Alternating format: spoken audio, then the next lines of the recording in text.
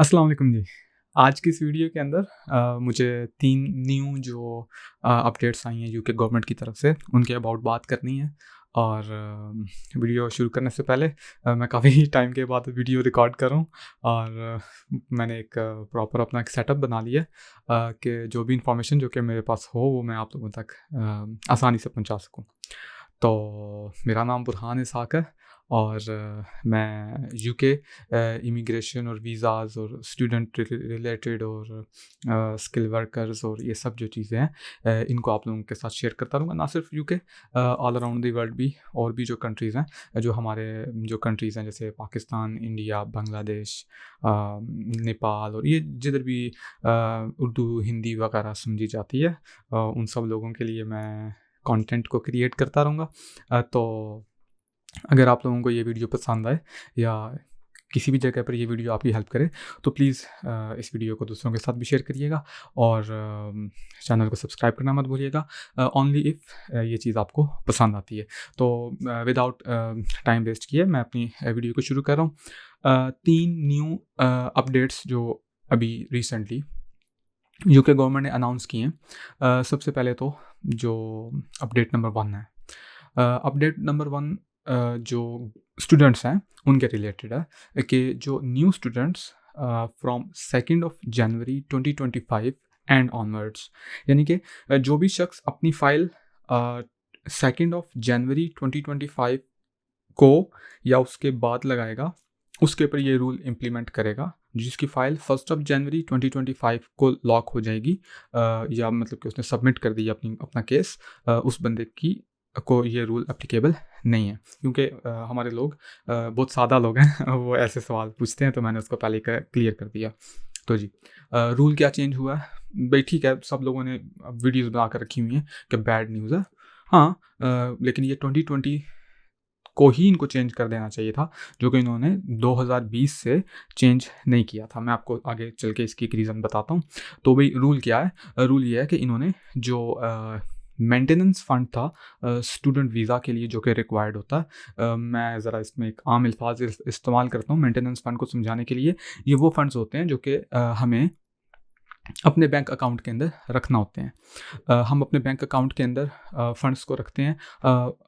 एक ऐसी अमाउंट को रखना होता है जो कि 9 मंथ के टाइम पीरियड को कवर करती है। भई ये मेरे पास कुछ अमाउंट, कुछ पैसे मेरे पास रखे हैं, इन पैसों को मैं यूटिलाइज़ करके, तो मैं यूके में 9 मंथ्स का जो कम से कम जो 9 मंथ का जो टाइम पीरियड है, मैं इसको अच्छे तरीके से सर्वाइव कर सकता हूँ या कर सकती हूँ, जो भी स्टूडेंट आ रहा है। तो इन्होंने अब ये इंक्रीज़ कर दिया है।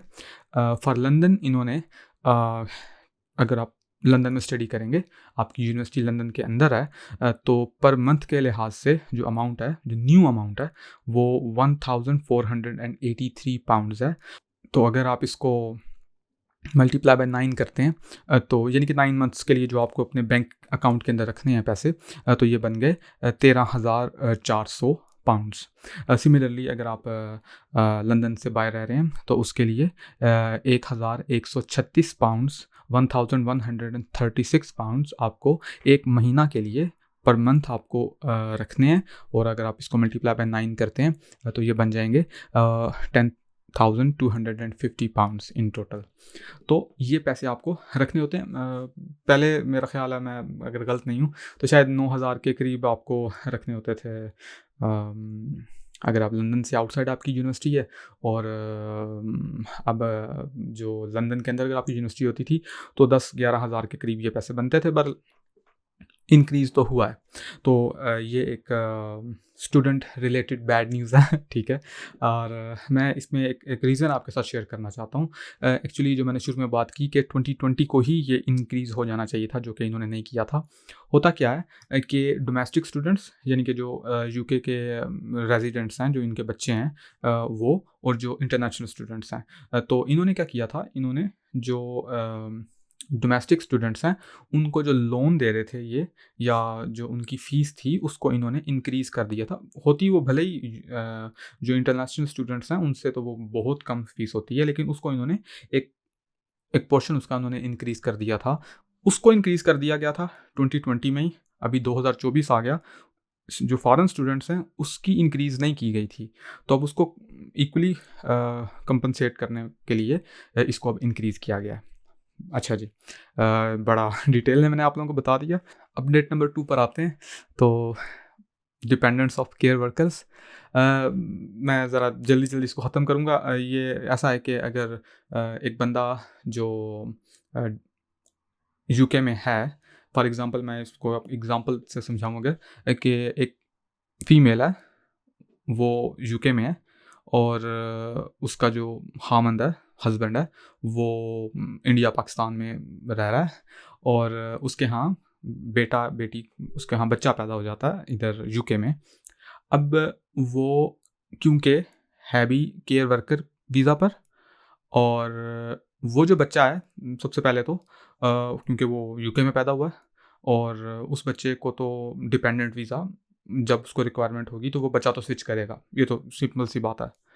जो दूसरी बात जो मेन पॉइंट है, अब वो जो औरत इधर रह रही है उसकी माँ, वो अगर अपने बच्चे को संभाल नहीं पा रही है, डेफिनेटली नहीं संभाल पा रही है, तो वो अपने हस्बैंड को बुला सकती है हमारे पाकिस्तान इंडिया से, डेफिनेटली बुलाएंगे।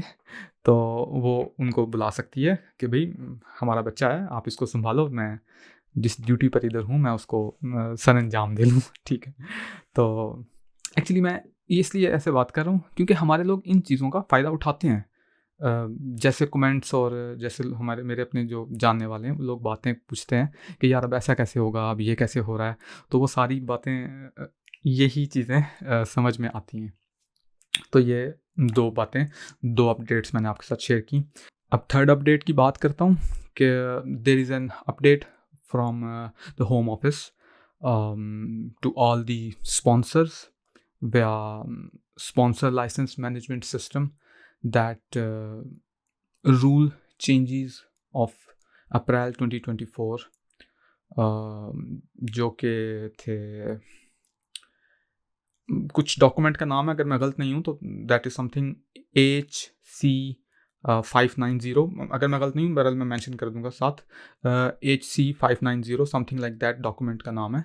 उस डॉक्यूमेंट के अंदर कुछ एरर्स थे जो कि अप्रैल 2024 को अब जो gov.uk जो वेबसाइट है उसके ऊपर आ गया था, अपडेट किया गया था। उस डॉक्यूमेंट में कुछ एरर्स आ गए थे। एक्चुअली कुछ जॉब ऑक्यूपेशंस थे, उनके जो कोड्स हैं उनको कुछ सैलरी थ्रेशोल्ड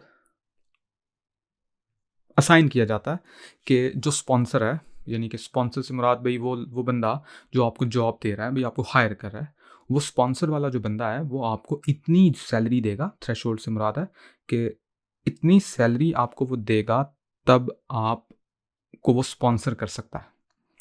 तो हुआ एक्चुअली ये कि कुछ जॉब ऑक्यूपेशंस की जो सैलरी थ्रेशोल्ड थी उसको बहुत ज़्यादा इंक्रीज़ कर दिया गया, जो कि एक एरर था। इतना ज़्यादा इंक्रीज़ नहीं करना चाहिए था, कम रखना चाहिए था। तो अब उन्होंने उसको करेक्ट करके जो एक करेक्टेड लिस्ट है उसको अपडेट कर दी है।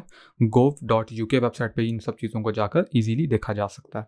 अब ये हुआ कि इसका एक लॉस भी है कि कुछ लोगों ने जो भाई अभी 2024 ही चल रहा है, सितंबर आ गया, भाई 4 अप्रैल एंड ऑनवर्ड्स टिल नाउ, जिन लोगों ने, जब तक ये लिस्ट अपडेट नहीं हुई, करेक्ट नहीं की गई, जिन लोगों ने अपने स्पॉन्सर से जॉब मांगी, यार प्लीज़ मुझे आप स्पॉन्सर दे दो, तो उसने कहा होगा यार भाई इतना मैं तुम्हें सैलरी नहीं दे सकता, मैं तुम्हें स्पॉन्सर नहीं दूंगा, सिंपल सी बात है। तो वो लोग अब दोबारा से अपने जो स्पॉन्सर्स हैं उनको अप्रोच कर सकते हैं कि यार अगर हूँ कोई जगह बनती है तो जगह करो साढ़े वास्ते, या ये बात की जा सकती है, या वो कोई लीगल फ्रेमवर्क अपना सकते हैं, कोई केस कर सकते हैं कि यार अब देखो काम बन गया है तो हमें इसमें कंपनसेट करो। तो ये दो बातें हो सकती हैं। और दूसरी बात ये कि अब जो लोग दोबारा से नए लोग कुछ अपनी जॉब्स के लिए स्पॉन्सर्स को देख रहे हैं तो वो उस लिस्ट को प्रॉपरली देखें, और अगर उनकी जो सैलरी है वो उस थ्रेशोल्ड के ऊपर पूरा उतरती है, they can speak with their sponsors कि यार प्लीज़ अगर आप लोग इसमें हमें स्पॉन्सर कर दें। अगर आप लोगों को ये वीडियो इन्फॉर्मेटिव लगी है, तो मैंने काफ़ी टाइम लिया है, काफ़ी दिनों के बाद वीडियो रिकॉर्ड की है, तो इजाज़त दीजिए। अल्लाह हाफ़िज़।